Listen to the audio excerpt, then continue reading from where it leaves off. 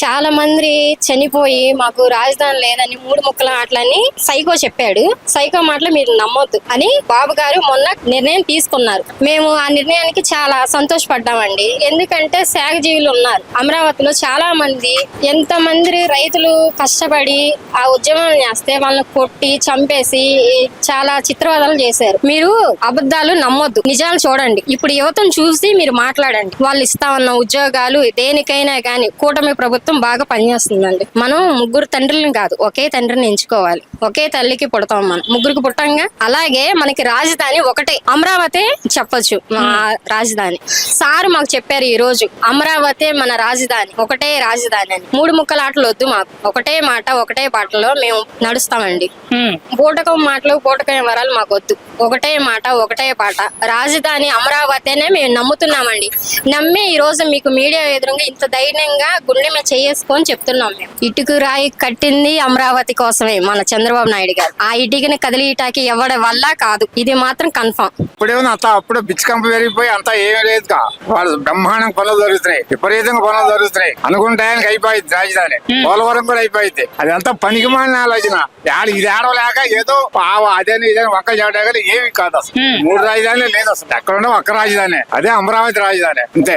ఖచ్చితంగా ఎవడు వచ్చినా ఏమి చేయలేడు. ఇక కొత్త కూర్చోవడమే. పార్లమెంట్ పంపిస్తారు, పార్లమెంట్ బిల్లు పాస్ అవుతుంది కంపల్సరీగా. మోడీ చేస్తాడా పని. రాజధాని ఏ డోకా లేదు. ఎనకోళ్ళకి ఇబ్బంది లేకుండా ఏ పార్టీ అయినా రావచ్చు. ఎవరు కదిలించడానికి వెళ్ళారు. వాళ్ళు ఏదో పనికి మాలిన వాళ్ళు, తెలిసి తేలిన వాళ్ళు ఎన్ని పేకు వార్తలే గానీ కరెక్ట్ గా పనులు బ్రహ్మాండంగా జరుగుతున్నాయి. 30,000 మంది కూలీలు ఉన్నారు. బ్రహ్మాండంగా అయిపోతుంది పనులు. అమరావతి శాశ్వత రాజధాని, ఒకే ఒక రాజధాని అనే విధంగా ఒక తీర్మానాన్ని పెట్టారు. దీని మీద మీ అభిప్రాయం ఏంటి? మీరేమంటారు? ఈ అమరావతి ప్రాంత వాసులందరికీ కూడా ఇది చాలా శుభకరమైన పరిణామం అండి. ఎందుకంటే అమరావతి వాసులందరూ కూడా ఎన్నో పాతలు పడ్డారు. గత గవర్నమెంట్ లో బూటకాలతో తన్నించుకొని, అలాగే అమరావతి టు తిరుపతి అని చెప్పేసి పాదయాత్రలు చేసి వాళ్ళందరూ కూడా నిద్రాహారాలు లేక మరి అమరావతి వాసులందరూ కూడా ఎంతో కష్టపడి ఎన్నో చేసి అమరావతిని పొందారు. ఈ రోజున అసెంబ్లీలో బిల్లు ప్రవేశపెట్టారు. నిరుద్యోగులకి ఎంప్లాయ్మెంట్ ఇస్తూ ఎక్కడికి వెళ్లకుండా, విదేశాలకు వెళ్లకుండా అమరావతి ప్రాంత వాసులందరూ కూడా పిల్లలు కూడా చదువుకొని ఇక్కడే ఉద్యోగాలు చేసి ఎంతో డెవలప్మెంట్ అయితే అవకాశాలు ఉన్నాయని చెప్పి తెలియజేస్తున్నాము.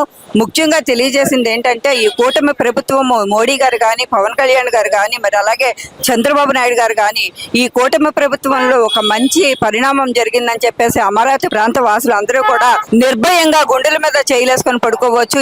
తర్వాత ఏ గవర్నమెంట్ వచ్చినా, ఎన్ని క్యాపిటల్ సిటీలు వచ్చినా సరే అమరావతి ఏకైక రాజధాని, అమరావతి క్యాపిటల్ గా నిలబడిపోతుందని చెప్పేసి ప్రాంతవాసులు అందరూ కూడా చాలా గౌరవంగా ఫీల్ అవుతున్నారు. వాళ్ళు ఫస్ట్ నుంచి కూడా క్యాపిటల్ అమరావతిని వ్యతిరేకిస్తానే ఉన్నారండి.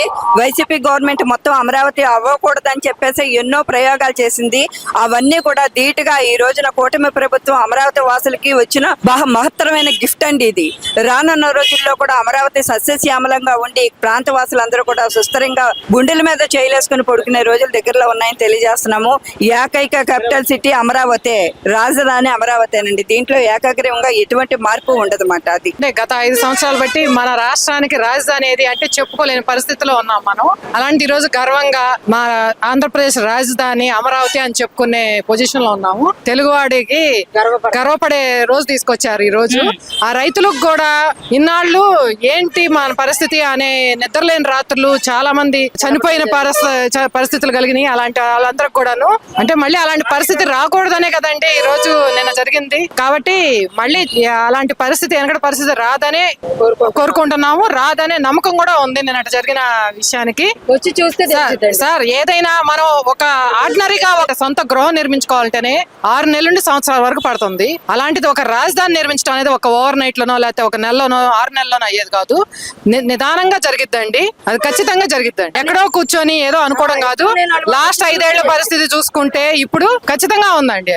అభివృద్ధి అనేది ఖచ్చితంగా ఉంది. తెలుగు వాడి ఆత్మగౌరవాన్ని నిలబెట్టినట్టు అండి. ఎక్కడికి వెళ్ళినా కూడా ప్రపంచ దేశంలో మాది అమరావతి రాజధాని అని చెప్పుకోవడానికి గర్వపడే పరిస్థితి తీసుకొచ్చారండి. ఒకటే రాజధాని ఉంటే అందరికి యూస్ఫుల్ గా ఉంటది. ఇంకోటి ఏంటంటే ఎవరు ఎన్ని పెట్టుకున్నా గానీ రాజధాని అనేది అమరావతి అయింది. అమరావతి రాజధాని అవడం వల్ల చాలా వరకు కూడా చాలా మందికి కూడా ఉపయోగకరం. అన్ని జిల్లాలకు కూడా సెంటర్ పాయింట్ అమరావతి కాబట్టి రాజధాని ప్రజలందరికీ మరి ఆంధ్ర రాష్ట్రం తోటి మాత్రం అమరావతి రాజధాని అయితే అందరికీ భరోసా దొరికినట్టే. ఇంకోటి ఏంటంటే 3 రాజధానులు ఇవన్నీ అనేది అసలు కుదరని పని. దానివల్ల ఎవరికి యూస్ లేదు. గత ప్రభుత్వం కూడా, మేము మామూలుగా స్పెషల్ గా చెప్తున్నాను, గత ప్రభుత్వం కూడా చాలా వాటికి ఇబ్బందులు పెడతాం ప్రజలు, చెప్పి కొన్ని చేయకుండా ఉంటాం. అయినా అతను గత ప్రభుత్వం సీఎం గారు ఏం చెప్పారో ప్రజలు అనుకున్న లీడర్లు ఉంటారు కదా కొంతమంది, వాళ్ళైతే మాత్రం బూతులు తిట్టుకుంటూ బూటు కాలుతుందంటూ నానా రకంగా ఇష్టానుసారంగా మాట్లాడుతూ వల్గర్గా చిన్న అంతరం పెద్దంతరం లేకుండా కాళ్ళతో తంతా ఇట్లాంటివి చేశారు. అంతెందుకు నేనే ఉన్నాను, నా ఫస్ట్ నుంచి కూడా నేను ఒక విధి విధానంలో ఉండేటప్పుడు.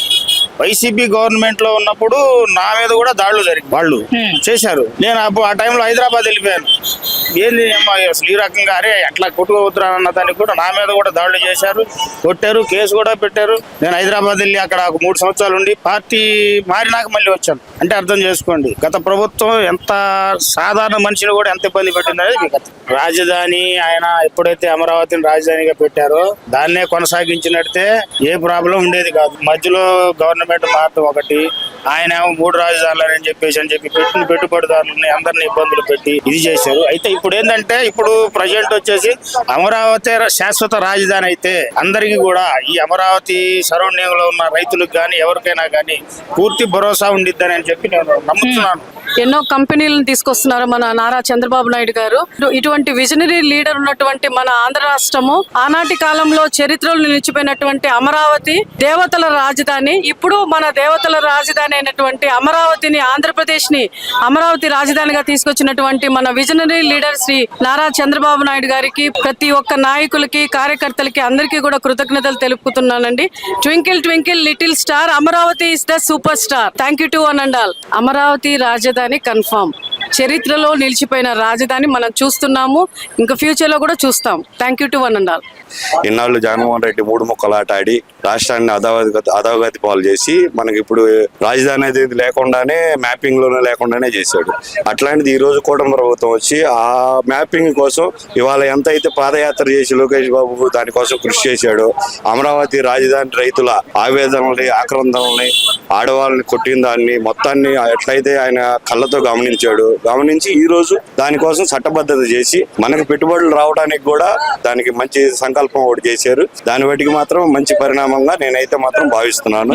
దాని వాటికి జగన్మోహన్ రెడ్డి ఈ రోజు దానికి కూడా హాజరు కాపోయాడు అంటే దానికి ఏంటంటే అతనికి రాజధాని అమరావతిలోనే ఉండాలి అని చెప్పేసి అతనికి ఎటువంటి ఇది లేదు. దాని గురించి అసలు రాజధాని అమరావతిగా ఉండాలి, అంతమంది రైతులు 1000 ఎకరాల పొలాలు ఇచ్చాడంటే, భూమి ఇచ్చాడంటే ఆ భూమికి ఆ వాల్యూ లేకోకుండా, ఆ రైతులకు వాల్యూ లేకోకుండా ఆ రోజు 5 సంవత్సరాల గవర్నమెంట్ వాళ్ళ పాదయాత్రలో కానీ వాళ్ళు దుర్గగుడికి వెళ్ళేటప్పుడు కానీ వాళ్ళని ఎంత ఇబ్బంది పెట్టాడు, ఎంత హింసలు పెట్టాడు అనేది ప్రజలందరికీ తెలుసు.